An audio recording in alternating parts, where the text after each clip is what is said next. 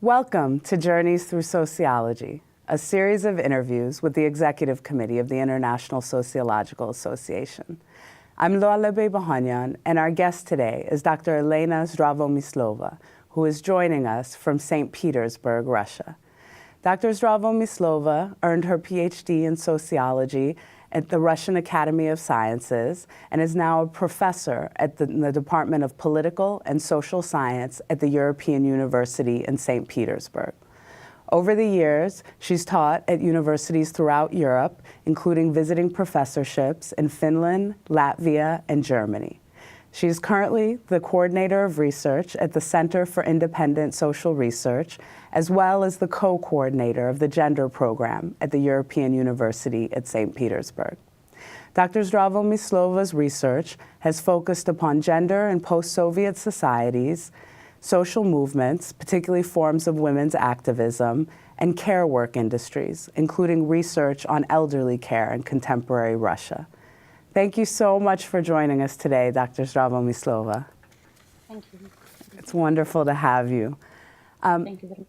So today, I'd like to start, before we really begin exploring your history or your journey through sociology, as we say, we'd like to just begin in the present and get a sense of the kind of work that you're doing right now. So, out of all of the things that you're engaged with right now, what would you say is the aspect of your work that you're most excited about? Well, now the most interesting thing for me is the research on the organization of in-family care in Russia. And because there are new trends dealing with commercialization of care and marketization of this kind of services and changes in the arrangement of in-family care. And before I did research on care of children, about nannies and babysitters, and now I turn my interest to the other segment of care, which is elderly care in the family, and together with my colleagues and co-authors, I conducted research in several regions of Russia, looking at the strategies of organization of the care of dependent elderly people, how institutions contribute to that, how gendered is it, what are the trust issues. This kind of research is conducted in many places. It's kind of modern fashion now, more or less. But in Russian academy, there are very few studies about this. And I think this it is very interesting for me to do this research and to think of the concept of care in general, like, whether it is a role, whether it is a work, or it is accomplishment and commitment. It's not as easy as it sounds sometimes when we read simplistic observations about it. So could you actually maybe, tell us a little bit about, I'm sure it's quite complicated, but if you could say a few words about what the situation is in terms of elderly care in different parts of Russia, and when you're doing your research, what are some of the observations that you have about that? No, in a very nutshell, you know that culturally, care of elderly people in Russia is constructed very patriarchally. It is a family issue. Family members have to take care. It is looked upon as their obligation. If you don't provide it, then you are a bad relative, right? And in spite of the nuclearization, in spite of the welfare declarations and these kind of things, both family members and the people whom they care about consider it is the responsibilities, which makes sandwich generation syndrome is very heavy. And which sandwich generation syndrome, when, for example, women in the middle age, between two types of obligations and family loads, children who are not yet independent, and the elderly generation. So, and you know what is the consequences of such a norm, of such a normativity of the in-family care, is that social policy is not pushed into the direction of the institutionalization. You know, market helps a little bit, but then there is the issue of trust in the arrangements of care when it is delegated to market agencies. So when marketization is looked upon not as efficient, is the efficient trend in this direction. So these kind of things, yes. And of course, there are huge regional differences in Russia. When you look, for example, at St. Petersburg and Moscow, it's much more marketized. Families are much more nuclearized. But if you go to the North Caucasian area or to Tatarstan, where there are, extended families, more or less, and many children in the family, then they even don't think about delegating these responsibilities to the market. At all. Yeah, so Dr. Zdravomyslova, one of the main issues that I've been discussing with ISA members in these interviews is the question of what drew them to sociology in the first place. What it was about sociology that led you to choose that as a career path. So, in your own case, can you maybe share with us what you think are maybe three of the main reasons that you were drawn to be a sociologist? I remember my interview guide with three. Yes. We really like threes here. So. Dialectical Hegelian three on every question. And really, I thank you very much for giving me this opportunity, because it allows me to think bigger than I used to think about my own life and profession. So in terms of, what were these three? But I have to tell you that actually I'm sorry for my English. I'm second generation sociologist, because my father was a sociologist. He passed away a couple of years ago, and he belongs to the generation of Soviet sociologists who launched this profession in the late Soviet period. And for them, it was a really very huge challenge to establish sociology, during Ottepel, during Khrushchev era, with liberalization of political regime. They were so enthusiastic about it. They were really utopian about the role of sociology in reforms and as scholarly enterprise. And really, he himself and his environment, his colleagues like Yadov and Grushin and others, I met some of them. And I really was very much inspired by their attitude towards their profession. So I thought when I was small that, probably profession is not bad if people are so nice and they enjoy it so much. Because, in the late Soviet period, alienation from professional life was quite common. Yes. So actually, we didn't have sociological education at that time. I graduated from the philosophical department. Naturally, you are doing sociology after in the Soviet sociology, in inverted commas, right? When you graduate from the philosophical department, social theory, which was called Marxism, Leninism, or something like that. This is what was my university education. But to tell you the truth, I started my work in academy in the late 70s, and I belonged to this cohort of Soviet people who were really very much disappointed by the rules of the game of the Soviet society. And part of this disappointment was also disappointment in sociology and disappointment in the jobs, in work. So actually, I shared with many friends of mine very instrumental attitudes towards my work, and didn't want to make any career, because one of the challenges of sociologists at that time is that if you are going up the social ladder, you have to make too many compromises. Yes, ideological, political. You have to be party member. You have to participate in all kinds of, meetings and things which I didn't want to do. And so I was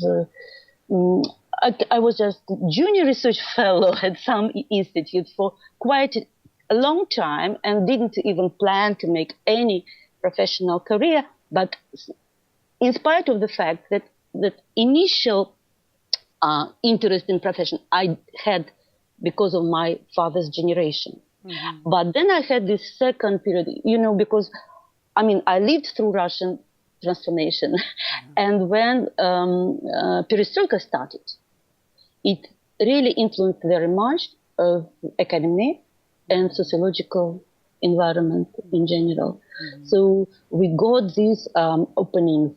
We had this fresh air. We had these opportunities to establish new institutions, to launch new programs, to conduct research without, supervision of the party members. We again became very enthusiastic about opportunity sociology. And at that time, I think my sociological development, professionalization started in the late 80s when I was involved in the research on social movements and published on that. And this was actually my dissertation. I published a book on the social movement research paradigms. Basically, I learned them from the West, but nobody in Russia knew what they are at that time. So this is the second. And the third thing was the opportunity to conduct qualitative research in gender studies. This is also a very new field in Russia because this Russian Soviet pattern of sociology was like positivistic. Mass surveys are, the normal paradigm of sociological empirical research. But with these innovations, with these openings, qualitative research and gender studies became possible in Russian academy. And I became very much interested in it. Together with my colleagues, I have very good co-authors, co-researchers, yes? Mm-hmm. In the end of the 80s and beginning of the 90s, I found out that things that I want to do in my private life are very much the same that I have to do in my professional life. I always loved life stories. I always life stories, yes. And so I conducted biographical research, basically. Yes, using the standard criteria of the, excellence or good knowledge production. I loved to learn the stories, how people were coping with transformation, with the difficulties, what their strategies are in different milieus. So really, my sort of personal curiosity became professionalized, and I became happy because of that. Mm-hmm. So this is the short story about my sort of professionalization in different periods, and very much connected with the political atmosphere. And yes.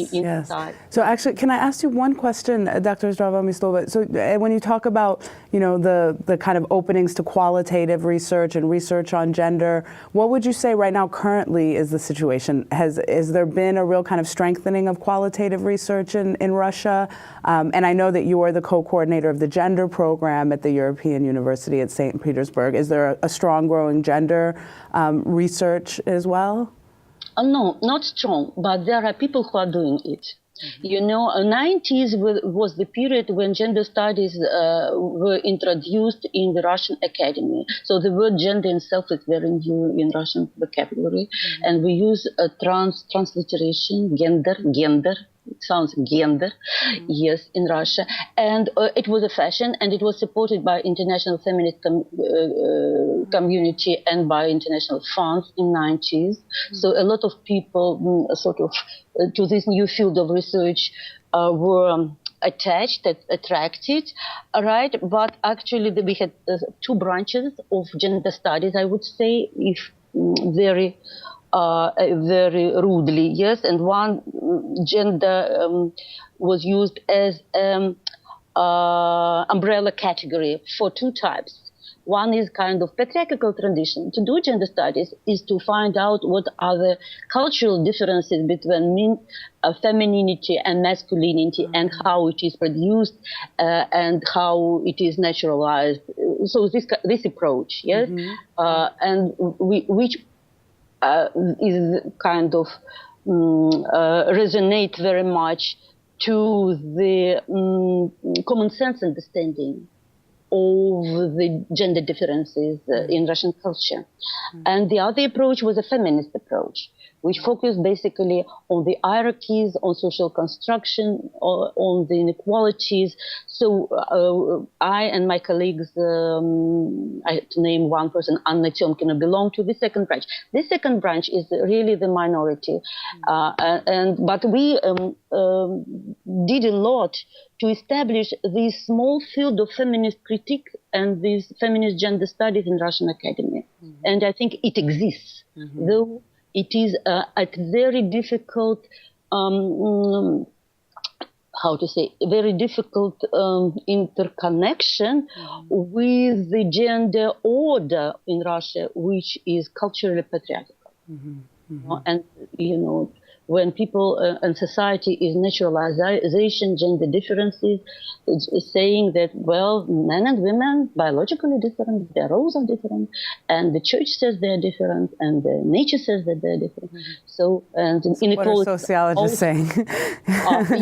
Many people say, and people become very aggressive about gender studies, and feminists saying that they destroy, and with their deconstruction, they destroy normative, patriarchal, civilized and natural order. So this is when we will be thinking about the challenges of sociologists doing gender studies and qualitative research. This is one of those. So actually, yes, could we move into that, the question of the challenges that you faced as a sociologist? And again, I'll ask you for three. Well, I was trying to prepare to our talk, yes, and I had a list of 5, but I will be really modest about 3. But the first one is already mentioned, yes, this challenge of doing gender studies in Russia. In this environment. And the second, very much similar, it is doing qualitative research. Because actually, we have not only global sociology, but we have national sociological traditions and academic fields. And mainstream in Russian academic sociological tradition is of course, mass opinion surveys, is positivistic view, and when people learn that you are a sociologist, they start to ask you statistics, and this is mass opinion survey results. Yes, how many people vote for that? Yes, and this is the general popular image of sociology, and my sociology is very different.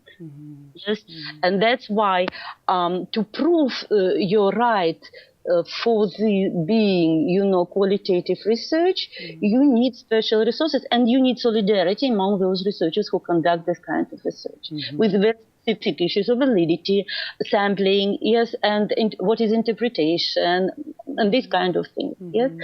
And we have this network of people and institutions who are doing qualitative research, but still I think the mainstream considered it as a periphery of sociological knowledge. Maybe the third challenge could I actually, before you move on, Dr. Zdravomyslova, could I ask you one more? What's your sense of what's happening at the universities, though, in terms of students studying sociology? Are qualitative methods being increasingly at least taught to newer generations of sociologists? They start to be taught, but it is about, again, about diversity in Russian academy. There are central universities where the quality of education is very high, rather high, but as soon as you travel to some peripheral institutions, you find out that students, they haven't heard, and even professors haven't heard anything about qualitative methods. They consider them to be the methods of ethnography, very narrow understood, or, for example, of history, very narrow, old-fashioned understood, or maybe psychology, which is getting the popularity in media. So they say, well, it is not sociology, they're saying, your life story. But what is about? We need facts, the Durkheimian way. So this is, yes, but because there are people, and there are enthusiastic people, and there are productive people, and there are younger generation people, I think they really move in the direction to legitimate qualitative research in the Russian academy. Yes. What I wanted to say else about the challenges, I think, so I was speaking about, the challenges dealing with the Russian national sociological scene. Yeah. Now, I want to emphasize that, yes, well, global sociology is one thing, but there are national traditions, national institutions, national administration, things that happen in societies, yes, which make a difference. Yes, and for example, the local Russian criteria of excellence differ from globally accepted. How Yes. so? How so? How Because, so? for example, the global criteria are peer-reviewed journals, right?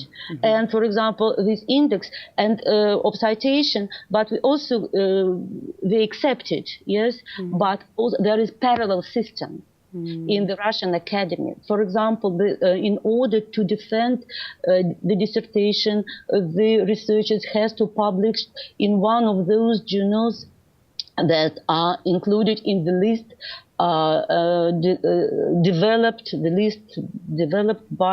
established by the higher attestation committee. Yeah. What is in this list?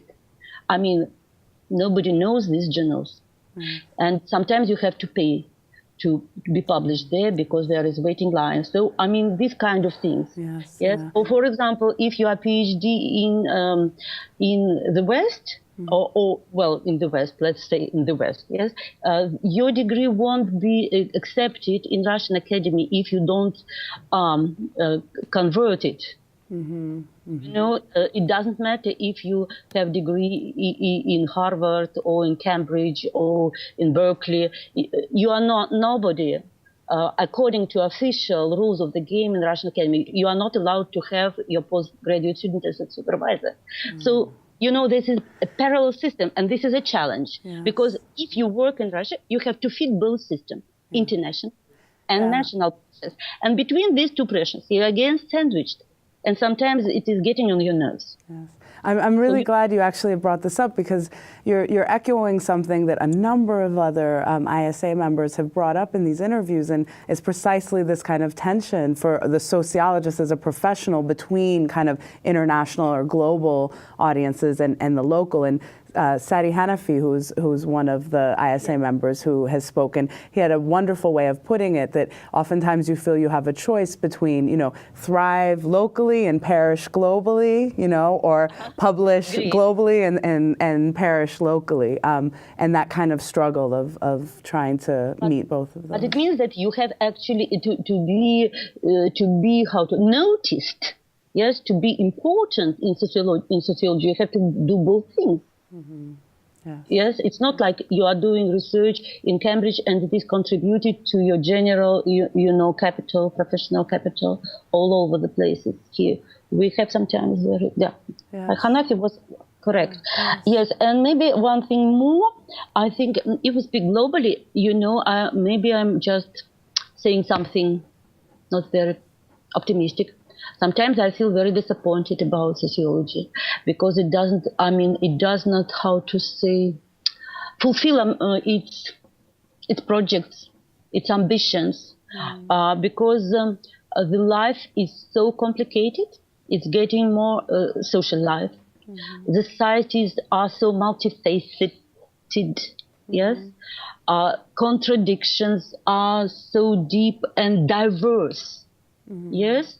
And the instruments are very few, instruments of empirical research and of analysis, and they don't fit. And even they fit, they schematize, and they somehow, you know, they really don't give us deep understanding of what is going on. These understandings are produced not on the level of empirical research, but on the level on social philosophy, I would say. Do you follow what I'm saying? Yeah, so could you perhaps, I mean, how would you imagine that sociology in this context could better fulfill its mission then? I think, you know, disciplinary boundaries should be somehow transgressed, because sometimes you read some book, not sociological, but a cultural anthropologist, which would say that all linguists that become, you know, cultural studies guys, or just journalists who, or just how do you call it, writers, right. Fiction writers. So not yes? recognizing the legitimacy of other forms of scholarship. And they are now sociologize what they are writing. For example, we have this Russian writer whose name is Sorokin, for example. Yes, and he gives the best definition of glamour and discourse, which I read.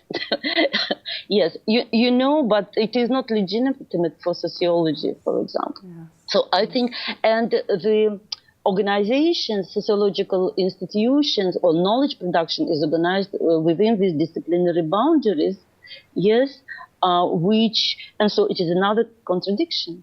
Yes, yes. Yeah, but I think actually this is inevitable because we have very few capacities to study social life, by the way. Yeah. If you look at empirical research, we are doing only observation, talking to people and looking at the documents. And then what we produce papers and papers and papers, archives of papers. And sometimes better sociological knowledge is produced by some documentary film, by video. Mm-hmm. But it wouldn't be considered the legitimate product of sociological work, and you cannot really, defend it as your thesis. So then I get the sense that, that hope then lies, the hope of sociology, hope for it lies in really pushing these boundaries and in kind of rethinking the legitimacy of different forms of scholarship and opening up sociology to be able to engage with those more. This is what I think. Yeah. Yes, but I don't think this idea will be met friendly by sociological administration and by the institutions. Yes, yes. So, Dr. Zdravomyslova, unfortunately, we're running low on time, but I have one more question that I would like to ask you, and that is, it's a little bit, given that you actually grew up in sociology and have spent your life very much engaged in sociology. Can you imagine if there had been some other kind of path for you, what else you might have chosen to do? It was such a difficult question when I was thinking about it, really, because I'm so past dependent in a way. But you know what I'm thinking? I don't want to have the whole professional life. I want to have many professional lives. I want to be, part of my life, I would love to sing. Another part of my life, I would like to be probably an artist or to travel, and then to work in NGO, to help really people in need, not only, with this knowledge production. Mm-hmm. I would love to have many professional lives. Mm-hmm. That I could change, mm-hmm. and this will help me not to burn out. Mm-hmm. Yes. Because I think this is really, when it is difficult for 25 years in one profession. Yes. Yes. or maybe teaching more or less the same subjects. Yes. And so I would love to have many professional options and opportunities. Yes. Lives. Yes, many professional lives. Yes. Well, thank you so much for taking the time to be with us today. It's been an absolutely fascinating discussion, Dr. Zdravomyslova. You're very kind. Okay, goodbye. Thank you. Mm-hmm. This has been another journey through sociology with Dr. Elena Zdravomyslova. Join us next week when our guest will be Dr. Dilek Cindoglu, who will be joining us from Turkey.